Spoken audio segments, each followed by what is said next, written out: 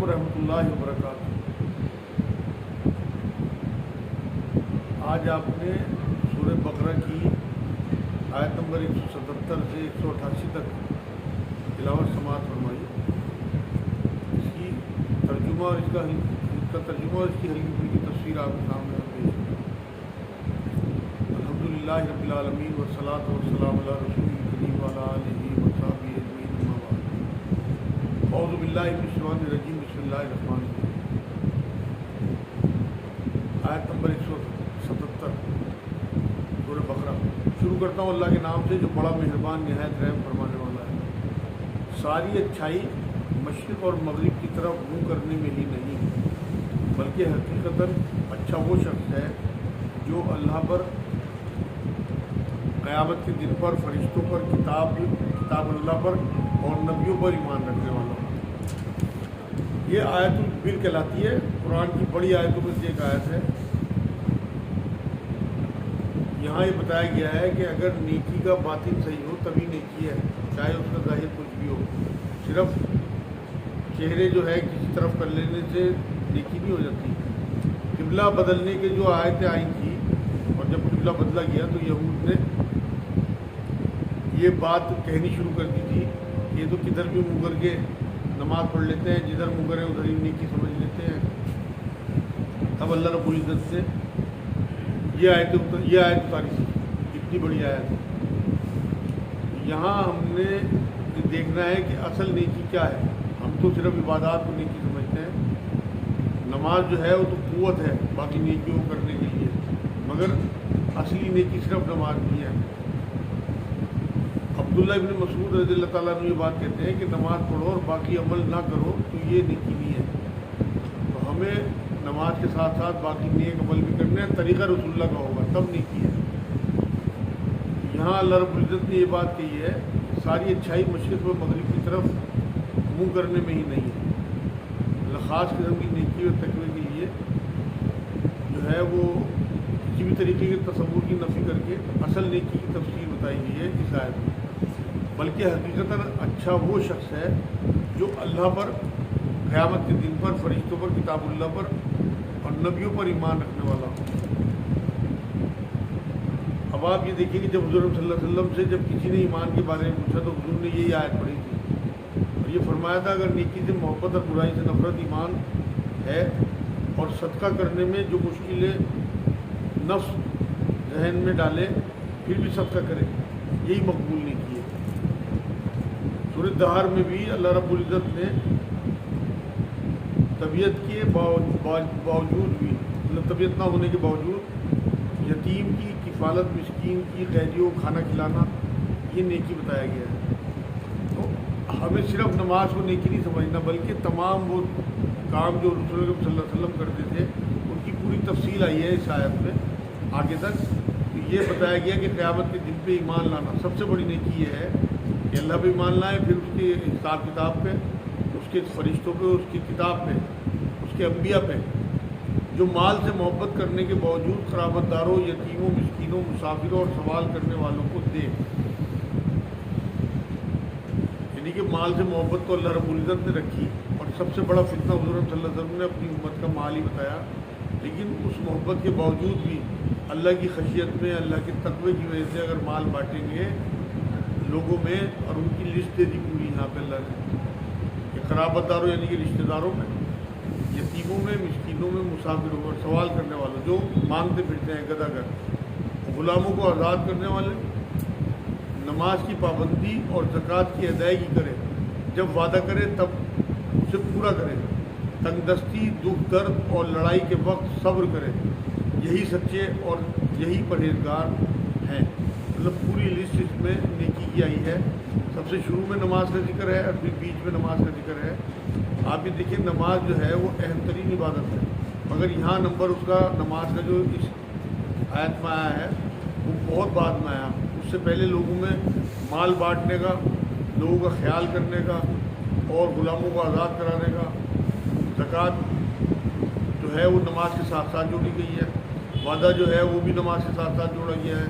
تو خالی نمازوں کو ہم نے نیکی سمجھ لیا، اس کے ساتھ ساتھ اگر ہمارے معاملات صحیح نہیں ہیں تو یہ کسی بھی قیمت پہ نہیں ہو سکتا کہ ہم خالی نمازوں سے بخشے جائیں.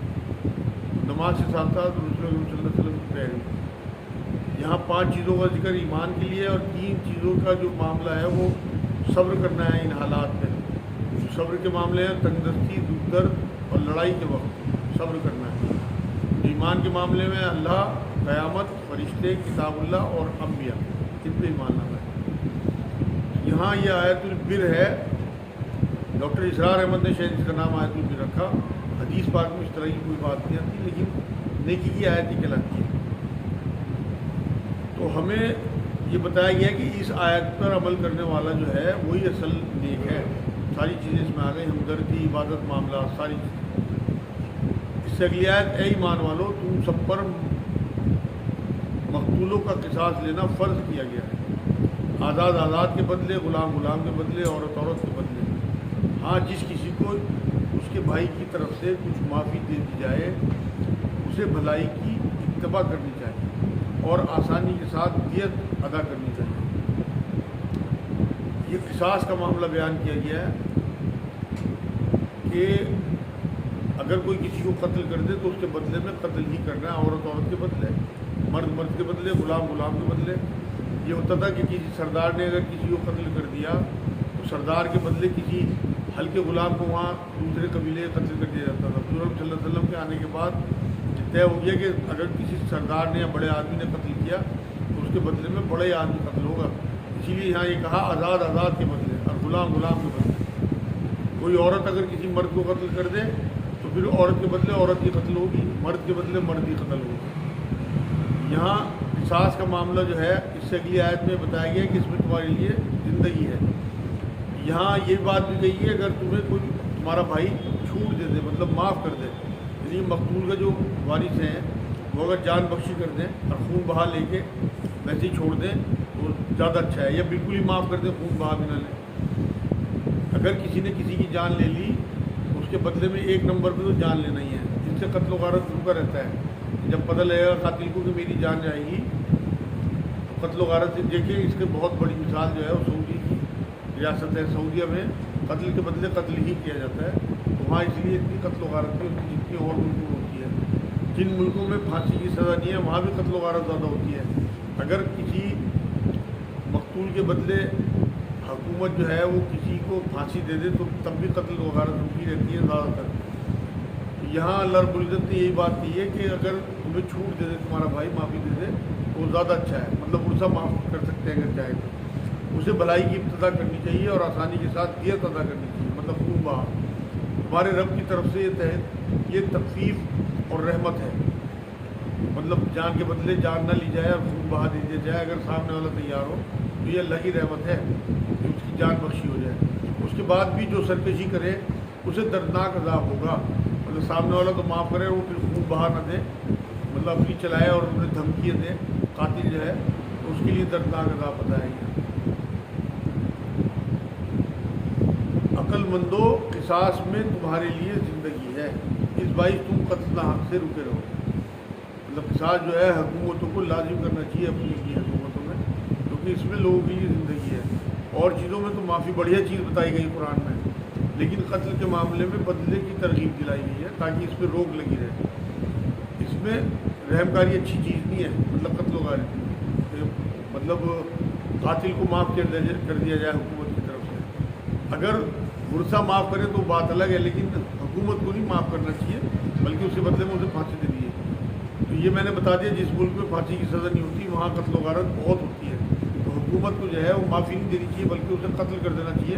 اس سے قتل و غارت ہوتی رہے گی. اس سے اگلی آیت میں 180 نمبر آیت میں تم پر فرض کر دیا گیا ہے کہ جب تم میں سے کوئی مرنے لگے اور مال چھوڑ جائے تو اپنے ماں باپ اور قرابت داروں کے لیے اچھائی کے ساتھ وصیت کر جائے. پرہیزگاروں پر یہ حق اور ثابت ہے. یہ وصیت کے قانون آنے سے پہلے نازل ہوئی تھی. جب سورہ نساء کی دوسرے رکوع کی آیتیں نازل ہوئی نا 11 اور 12, تو پھر یہ جو ہے منسوخ ہو گیا ہے. اب وصیت کا پورا جو قانون ہے وہ سورہ نساء آئے گی انشاءاللہ, اس میں ہم پڑھیں گے آیت 11, 12, 13 میں. وہ پورا جو وراثت کا قانون حضور صلی اللہ علیہ وسلم کے ذریعے اللہ نے دیا ہے, اور پھر یہ آیت منسوخ ہو گئی. کیونکہ ہمیں آیت منسوخ کا جو ہے وہ بتا دیا کہ یہ سورہ بقرہ کی شروع میں آیت آئی تھی. یہاں اللہ رب العزت نے بات بتائی ہے کہ جب کوئی مال چھوڑنے لگے تو اپنے ماں باپ قرابت داروں کے لیے اچھائی کے ساتھ وصیت کر جائے. تو وصیت کی ضرورت نہیں ہے، بلکہ 33% وصیت آدمی غیر وارثوں کے لیے کر سکتا ہے. وارثوں کے لیے تو اللہ رب العزت نے حصے طے کر دیے جو پوری ڈیٹیل سورہ نساء میں آئی تھی، لیکن غیر وارثوں کے لیے 33% سے زیادہ وصیت نہیں کر سکتا. وہ اللہ کی طرف سے حق ہے 67% اس کے وارث ہوتا. یہاں اللہ رب العزت نے کیا واقعی اب جو شخص اسے سننے کے بعد بدل دے اس کا گناہ بدلنے والے پر ہی ہوگا. مطلب وصیت کو اگر کوئی بدلے گا، صحیح وصیت کو بدلنے والا جو ہے وہ گناہ گار ہوگا. واقعی اللہ تعالیٰ سننے والا جاننے والا ہے، اللہ ہر چیز کا پتہ ہے اسے کہ کون کس نیت سے کیا کام کر رہا ہے. ہاں جو شخص وصیت کرنے والے کی جانبداری یا گناہ کی وصیت کو دینے سے ڈرے، مطلب اگر کوئی زیادتی کر جائے مطلب وصیت میں اپنے وارثوں کی جگہ زیادہ لکھ جائے کسی غیر وارث کے لیے، تو پھر رشتہ داروں کو چاہیے اکٹھے کر کے اس وصیت کی اصلاح کرے. بس وہ ان میں آپس میں اصلاح کرا دے تو اس پر کوئی گناہ نہیں. مطلب جس کے نام وصیت ہوئی اور اس کے وارثوں میں اگر صلح کرا دی جائے کہ بھائی ان سے غلطی ہوئی ہے، یہ زیادتی کا کام کر کے مرنے والے اور یہ وارثوں کا حصہ ہے، آپ کے نام لکھ گیا، آپ ان کا حصہ انہیں دے دو. 40 لوگ بیٹھ کے معاشرے کے اچھے اگر اس وصیت کی اصلاح کرا دیں گے تو ان کے لیے اچھائی ہے، کوئی گناہ نہیں ہے. اللہ تعالیٰ بخشنے والا مہربان ہے. مطلب کسی رشتہ دار کی طرف زیادہ جھکاؤ اگر کسی مرنے والا کا ہے تو وہ مناسب نہیں ہے، وارثوں کے مال میں سے نہیں دے سکتا ہوں جو اللہ کی طرف سے طے ہے وراثت. اے ایمان والو، تم پر روزے رکھنا فرض کیا گیا جس طرح تم سے پہلے لوگوں پر فرض کیے گئے تھے. مطلب نیا حکم نہیں ہے، پہلی امتوں میں بھی فرض تھے، احکام الگ تھے بس ان کے، تاکہ تم تقوی اختیار کرو. یہ ہے علت روزے کی. ہر چیز کا ایک حاصل ہوتا ہے. جیسے نماز کے بارے میں قرآن یہ کہتا ہے کہ تمہیں فحش اور منکر سے روک دے گی، سورہ عنکبوت کی آیت ہے آیت نمبر 45. اس طرح سے یہ 183 نمبر سورہ بقرہ میں اللہ نے کہا ہے کہ جو روزے ہیں تم پہ اس لیے فرض کیے گئے تاکہ تم تقوی اختیار کرو، متقی بنو. اور قرآن یہ کہتا ہے کہ یہ کتاب جو ہے متقیوں کے لیے ہدایت ہے. ذالک الکتاب لا ریب فیہ ھدی للمتقین. تو کل کے پروگرام میں جب یہ بات آئی تھی کہ 15 سال پہلے قرآن آیا تھا اور اس میں تقوی جو ہے وہ اختیار کرنے کا حکم ہے، اور 15 سال میں جو آپ نے تقوی اختیار کیا اس پہ عمل کرنے کا معاملہ جو ہے روزوں کے ذریعے اللہ کے سامنے رکھا جائے گا کہ اللہ نے جو آپ کی تربیت کی 15 سال میں وہ روزوں کی شکل میں آپ کو دے دیا کہ اب آپ عمل کر کے دکھاؤ اگر آپ متقی ہو، روزے رکھ کے دکھاؤ اگر آپ متقی ہو، تاکہ تم متقی ہو. تقوی یعنی کہ گناہوں سے بچنا. گناہوں سے بچنا جو ہے وہ تقوی کہلاتا ہے. رمضان میں ہم حلال تک چھوڑ دیتے ہیں، مگر کئی بار ایسے لوگ دیکھے گئے ہیں جو غیبتیں کرتے ہیں اور حرام کاریاں کرتے ہیں. جب ہم نے حلال تک چھوڑ دیا تو پھر حرام کی طرف اگر جائیں گے تو کیسا روزہ اللہ کو کوئی منظور نہیں ہوگا. حدیث قدسی یہ ہے کہ روزہ میرے لیے ہے اور اس کا اجر میں خود دوں گا، کیونکہ اس میں انسان جو ہے بھوکا پیاسا رہتا ہے اور چھپ کے بھی کھا سکتا ہے لیکن نہیں کھاتا اس ڈر سے کہ اللہ دیکھ رہا ہے. تو اس وجہ سے اللہ رب العزت نے یہ بات کی کہ اس کا اجر میں دوں گا، روزہ صرف میرے لیے. یہاں اللہ رب العزت نے آگے یہ بات فرمائی گنتی کے چند ہی دن ہیں، لیکن تم میں سے جو شخص بیمار ہو یا سفر میں ہو تو وہ اور دنوں میں گنتی پورا کرے اور اس کی طاقت رکھنے والے فدیے میں ایک مسکین کو کھانا دیں. پھر جو شخص نیکی میں سبقت کرے وہ اسی کے لیے بہتر ہے، لیکن تمہارے حق میں بہتر کام روزہ رکھنا ہے. یہاں اللہ رب العزت نے کہا کہ گنتی کے چند ہی دن ہیں. روزے کا جو معاملہ ہے وہ صبح صادق سے لے کے غروب آفتاب تک ہے. اس میں ہمیں مرغوب چیزیں کھانے اور پینے سے روکا جاتا ہے اور مباشرت سے روکا جاتا ہے. یہ کبیرہ گناہوں جیسے فسق و فجور ہے، اپنے رب کی محبت میں آدمی رک جاتا ہے اس سے. تو جو چند دنوں کا معاملہ ہے، صرف 30 دن اللہ رب العزت نے دیے ہیں. وہ پورے سال کی بھی رکھوا سکتا تھا لیکن ہمارے لیے آسانی ہے. اللہ رب العزت نے یہ بات کہی ہے کہ اگر کسی کو کوئی سفر میں جانا ہو یا کوئی بیماری ہو تو اس میں روزہ نہیں رکھنا چاہیے بلکہ بعد میں پورا کر لیں. آپ یہ دیکھیں کہ ایک بار حضور صلی اللہ علیہ وسلم سفر میں تھے تو کچھ صحابہ نے روزہ رکھا ہوا تھا. مشقت جو آئی، ایک بہت بڑا پتھر آ گیا بیچ میں، جن کا روزہ نہیں تھا ان صحابہ نے اس پتھر کو توڑا. नबी अकरम सल्लल्लाहु अलैहि वसल्लम ने बात फरमाई कि आज बे रोज़ेदारों पर सबकत ले गए। तो ये कोई नेकी नहीं है कि हम अपने ऊपर जबर करें, कैसा सख्त सफ़र हो या कैसी बीमारी हो कि हम हर हाल में रोज़ा रखें। मेरे पास अब इन दिनों में जितने भी लोग आ रहे हैं, जब मैं उन्हें कहता हूँ भाई आप बहुत ज़्यादा बीमार हो, शुगर है, आप रोज़ा ना रखें, तो वो यही कहते हैं कि हम तो मर जाएंगे, रोज़ा रखें। मैंने अगर मर गया खुदा ना खाता तो तुम अल्लाह के यहाँ खुदकशी भी लिखे जाओगे। अल्लाह का हुक्म की हुकूमदूली कर रहे हैं। जब अल्लाह कुरान में ये कहता है कि छोड़ दो रोज़ा, अगर तुम बीमार हो बाद में पूरे कर लो या फिदिया दे दो, तो उस पर अपने ऊपर जबर करना, ज़बरदस्ती करना, अल्लाह की मर्ज़ी तो हमारे ऊपर कोई ज़बरदस्ती करना थोड़ी है, हमारे ऊपर जो है मुसीबतें डालना थोड़ी है, बल्कि आसानी पैदा करना है। तो यहाँ अल्लाह ने कहा कि अगर तुम हिम्मत ना हो तो फिदिये में एक मिस्कीन को खाना खिला दो। फिर जो शख्स नेकी में सबकत करे, मतलब एक से ज़्यादा लोगों को भी खिला सकता है, और ये सबकत है, एक की जगह 2-3 को, ज़्यादा को जितनों को भी खिलाए वो ज़्यादा अच्छा है, वो उसी के लिए बेहतर है। लेकिन तुम्हारे हक़ में बेहतर काम रोज़ा रखना ही है। मतलब अगर हिम्मत हो तो रोज़ा ही रखना है। अगर आपने फिदिया दे भी दिया तो बाद में आप रोज़ा रखें। माह रमज़ान वो है जिसमें कुरान उतारा गया, ये है फजीलत रमज़ान की। कुरान जो है रमज़ान में नाजिल हुआ। हालांकि रमज़ान के रोज़े जो है वो तो हुज़ूर सल्लल्लाहु अलैहि वसल्लम पे 2 हिजरी में फ़र्ज़ हुए हैं, लेकिन कुरान 15 साल पहले हुज़ूर सल्लल्लाहु अलैहि वसल्लम पे रोज़े फ़र्ज़ होने से 15 साल पहले गारे हिरा में उतर गया था। लेकिन वो भी रमज़ान के दिन थे, रमज़ान का ही महीना था जब पहली वही नाजिल हुई। तो हुज़ूर की नबूवत का ज़हूर जो है वो रमज़ान में हुआ। कुरान लोहे महफूज से पहले आसमान पे रमज़ान में उतरा, और फिर 63 साल में जैसे हुज़ूर सल्लल्लाहु अलैहि वसल्लम की ज़िंदगी पे 23 साल में धीरे धीरे जब जब ज़रूरत हुई उतरता रहा, जैसे जैसे अल्लाह रब्बुल इज़्ज़त को लगा कि यहाँ कुरान की आयतें भेजनी चाहिए। तो यहाँ ये बताना ज़रूरी है कि माह रमज़ान में कुरान उतरा। रोज़े जो फ़र्ज़ हुए हैं 2 हिजरी में, तो रोज़े भी फ़र्ज़ हुए। ये भी एक जो है पिलर है।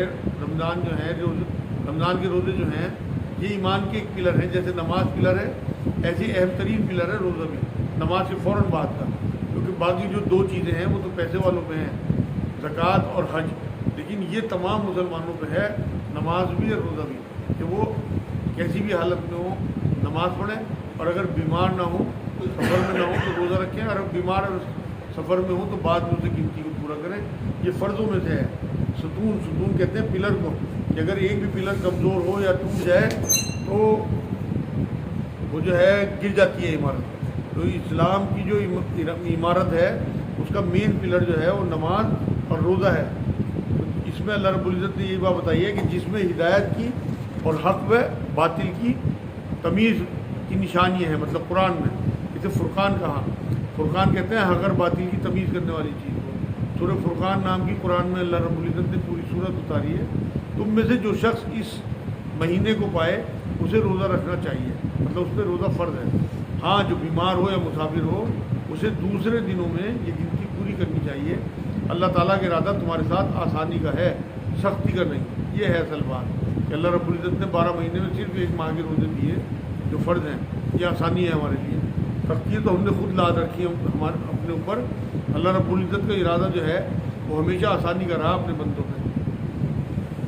वो चाहता है कि तुम गिनती पूरी कर लो और अल्लाह ताला की दी हुई हिदायत पर उसकी बड़ाइयाँ बयान करो, उसका शुक्र अदा करो। जब मेरे बंदे मेरे बारे में आपसे सवाल करें तो आप कह दें कि मैं बहुत ही करीब हूँ। ये है पुरुम्मीद आयत, बहुत कुरान की 186 नंबर आयत सूरह बकरा। अल्लाह ये कहता है कि जब मेरे बंदे मेरे बारे में आपसे पूछें तो आप कहो कि मैं उनके बहुत ज़्यादा करीब हूँ। जब चाहो जहाँ चाहो मुझसे मुखातिब हो जाओ, मुझे पुकारो, मैं तुम्हारी सुनूँगा। करीब हूँ हर पुकारने वाले की पुकार को, जब कभी वो मुझे पुकारे कबूल करता हूँ।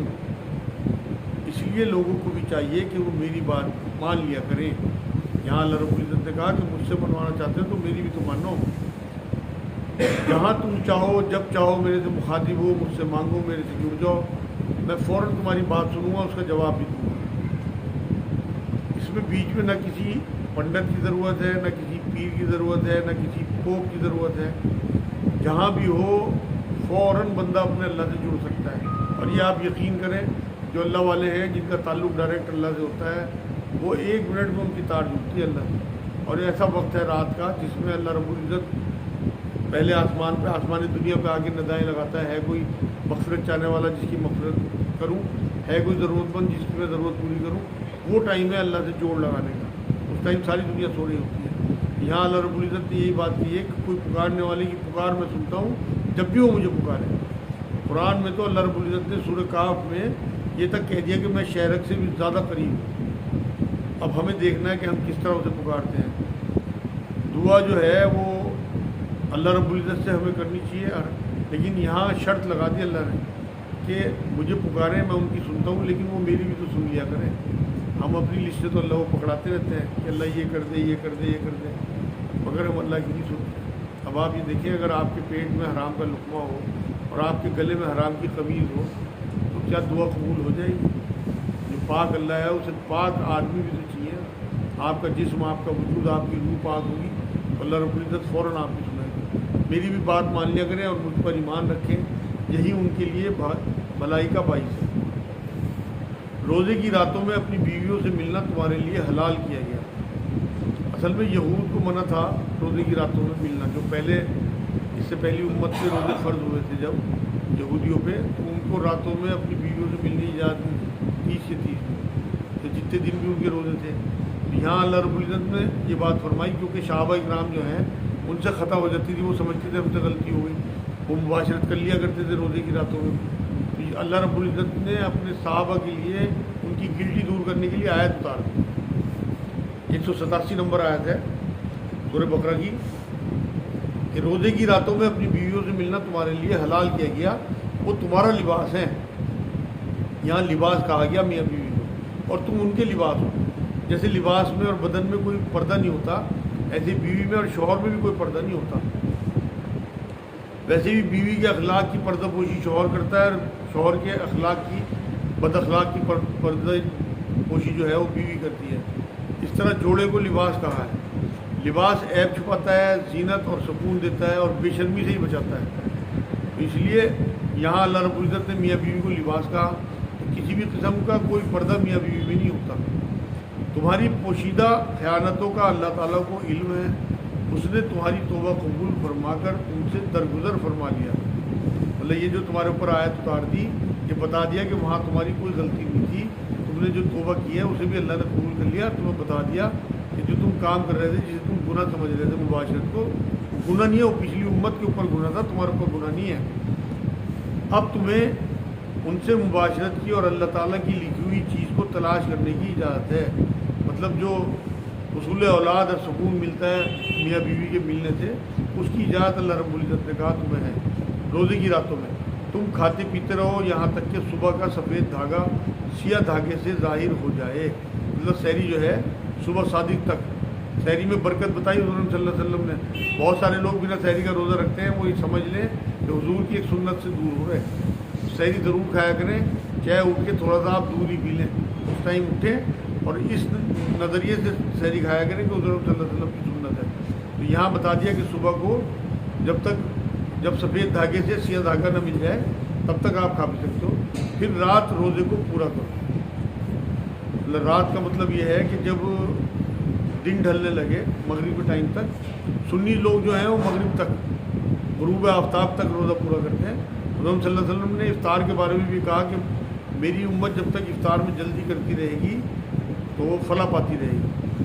اور شیعہ لوگ جو ہیں وہ رات کے لفظ کی وجہ سے دیر سے روزہ کھولتے ہیں۔ ہمارے علاقے میں بھی اب دیکھتے ہیں کہ شیعوں کی اذان بھی مغرب کی تھوڑی لیٹ ہوتی ہے۔ یہاں اسی آیت سے انہوں نے لیا ہے کہ پھر رات تک روزے کو پورا کرو۔ اس رات تک لفظ آنے کی وجہ سے وہ دیر سے روزہ کھولتے ہیں۔ اور عورتوں سے اس وقت مباشرت نہ کرو جبکہ تم مسجدوں میں اعتکاف میں ہو۔ اب یہاں یہ بھی بات کلیئر ہوگی کہ اعتکاف صرف مسجد میں ہو سکتا ہے، گھروں میں اعتکاف نہیں ہوتا۔ گھروں میں سنت اعتکاف نہیں ہو سکتا، نفلی اعتکاف تو ہو سکتا ہے۔ رسول اکرم صلی اللہ علیہ وسلم کی جو بڑی سنت ہے اعتکاف، کیونکہ حضور نے پوری زندگی جب سے روزے فرض ہوئے تھے اعتکاف کیا ہے، ایک سال نہیں کر پائے تو اگلے سال 20 دن کا کیا۔ اور وہ جو سنت اعتکاف ہے وہ آخری اشرے کا 10 دن کا اعتکاف ہے، اور اسی میں راتیں تلاش کرنے کا بھی حکم ہے، وہ انشاءاللہ احادیث میں آ جائے گا۔ یہاں یہ بات ثابت ہو گئی کہ گھر پہ اعتکاف کرنا ٹھیک نہیں ہے، مسجد میں اعتکاف کا حکم ہے۔ ان دنوں میں یہ کہا کہ جیسے پہلے تو اب تو ہمارے یہاں سختی ہو گئی اعتکاف کی وجہ سے، لوگوں کو علماء دین ہمارے منع کرتے ہیں لیکن پہلے جو ہے وہ گھروں میں بھی آ جاتے تھے کسی کام سے. یہاں یہ کہا کہ جب تم مسجدوں میں اعتکاف میں ہو جاؤ تو بالکل کسی بھی قیمت پہ اپنی بیویوں سے مباشرت نہ کرو. یہ اللہ کی حدود ہے. اللہ اس لیے ڈسٹینس ضروری ہے بیویوں سے. تم ان کے قریب بھی نہ جاؤ. اسی طرح اللہ تعالیٰ اپنی آیتیں لوگوں کے لیے بیان فرماتا ہے تاکہ وہ بچے. یہاں اللہ رب العزت نے کھول کھول کے بیان کر دیا کہ اپنی بیویوں سے دوری بنا کے رکھو. اس میں کسی بھی قیمت پہ مباشرت کا جو معاملہ ہے وہ آپ نے نہیں کرنا. لیکن مباشرت کے بارے میں نے شاید پہلے بھی آپ لوگوں کو بتایا کہ یہ اللہ کی حدود میں رہتے ہوئے, نکاح کے حد میں رہتے ہوئے یہ بالکل جائز کام ہے, ثواب کا کام ہے اور آپ کو سنت کے قریب لے کے جاتا ہے. حضور صلی اللہ علیہ وسلم کی بڑی سنتوں میں ہے. میں آپ کو مثال دوں کہ حضور صلی اللہ علیہ وسلم کے جتنے بھی سفر ہیں کوئی نہ کوئی زوجہ محترمہ ساتھ ہوتی تھی, کیونکہ جنگوں کے سفر ہوتے تھے, بہت سارے مشورے کرنے ہوتے تھے, ٹینشن ہوتی تھی. جو مباشرت ہے میاں بیوی سے سکون کا معاملہ سورہ روم میں آیا تھا. تو اگر آپ اپنی بیوی سے مباشرت کرتے ہیں تو آپ کا اسٹریس ختم ہوتا ہے, آپ کا دماغ جو ہے وہ ٹھنڈا رہتا ہے. یہی حکمت لگتی ہے اس میں بھی کہ حضور اپنی کسی نہ کسی بیوی کو سفر میں رکھتے تھے. یہ بڑی سنتوں میں ہے, نہ اسے برا سمجھا جائے نہ اس کے کرنے والوں کو برا سمجھا جائے. آپ سورہ مومنون کی شروع کی آیتیں پڑھیں, 23 نمبر صورت ہے, اس میں یہ بات بتائی. یہاں اللہ رب العزت نے پوری بات کھول کے بتا دی کہ رات میں آپ کو اجازت ہے, دن میں آپ کو منائی ہے. حضور صلی اللہ علیہ وسلم کا میں نے آپ کو بتا دیا کوئی نہ کوئی زوجہ ساتھ رہتی. جنگوں میں سفر میں بڑے بڑے فیصلے کرنے ہوتے تھے, ٹینشن ہوتی تھی, تو ایسے میں زوجہ کا ساتھ رکھنا ضروری تھا. آج کی آخری آیت یہ ہے اور ایک دوسرے کا مال ناحق نہ کھایا کرو, نہ حاکموں کو رشوت پہنچا کر کسی کا کچھ مال ظلم و ستم سے اپنا لیا کرو حالانکہ تم جانتے ہو. یہاں اسی لیے رشوت کو جو ہے حرام قرار دیا گیا. اور روزوں کا ٹیسٹ بھی یہی ہے کہ ہم حرام چیزوں سے بچتے ہیں, ہم حلال چیزوں سے بچتے ہیں نہیں بچتے ہیں. باقی کی زندگی جو ہمیں 11 مہینے ملتی ہے اس میں بھی حرام چیزوں سے بچتے ہیں نہیں بچتے ہیں. مطلب رشوت ہے یا بدکاری ہے یا سود ہے. اب ہمارا کیا حال ہے کہ ہم اگر 1 مہینے روزے رکھ کے باقی کی 11 مہینے میں پھر پہلے جیسے ہو گئے تو آپ یقین کریں ہمارے کوئی روزوں کا فائدہ نہیں ہوا. یا ہم رمضان میں وہی کام کرتے رہے, صرف فاقے سے رہے. تو آپ یقین کریں حضور صلی اللہ علیہ وسلم کی حدیث سے بات ثابت ہے کہ آپ کے بھوکا پیاسا رہنے سے اللہ کو کوئی سروکار نہیں ہے. یہاں کسی کا مال ناحق کھانا, چاہے اپنے رشتہ داروں کا ہو, بہن بھائیوں کا ہو, پڑوسیوں کا ہو یا گورنمنٹ کا ہو, چاہے اس میں ذرا سی آپ نے زمین ہی دبا لی ہو, چاہے آپ نے 1 انچی سڑک ہی دبا لی ہو, وہ بھی گورنمنٹ کا مال ہے. یہ سب ناحق مال کھانا ہے. کتنے روزے رکھتے رہو یا رشوتیں دے دے کے دوسروں کی حق جو ہے انہیں دبا لینا, چاہے آپ کا ایڈمیشن کا معاملہ ہو یا آپ کا ریزرویشن کا معاملہ ہو, کہیں بھی دیکھو جہاں پہ آپ کا حق مارا جا رہا ہو. اور آپ کو پتہ ہے ہمارا سسٹم یہ ہے کہ جو لوگ ڈیزرو کرتے ہیں ان لوگوں کو ان کا حق نہیں ملے گا, تو وہاں تو کچھ دے کے آپ اپنا کام کرا سکتے ہو. شاید اللہ کے یہاں آپ کی چھوٹ ہو جائے, یہ رشوت نہ گنی جائے, مجبوری گنی جائے. لیکن اگر آپ جان بوجھ کے دوسروں کو حق لینے کے لیے مال دیتے ہو افسروں کو, تو آپ کا یہ معاملہ جو ہے وہ رشوت میں گنا جائے گا, لینا بھی اور دینا بھی, اور یہ حرام ہے اسلام میں. یہ آج کی آیتیں الحمدللہ پوری ہو گئی. یہ آج اسی لیے بیان کیا گیا کہ رمضان سے متعلق معاملہ آ رہا ہے, رمضان کا مہینہ, تو آج روز سے متعلق جو اہم ترین آیتیں ہیں وہ ان چند آیتوں میں آئی تھیں, اس لیے میں نے آپ کے سامنے بیان کیا. وما علینا الا البلاغ. السلام علیکم.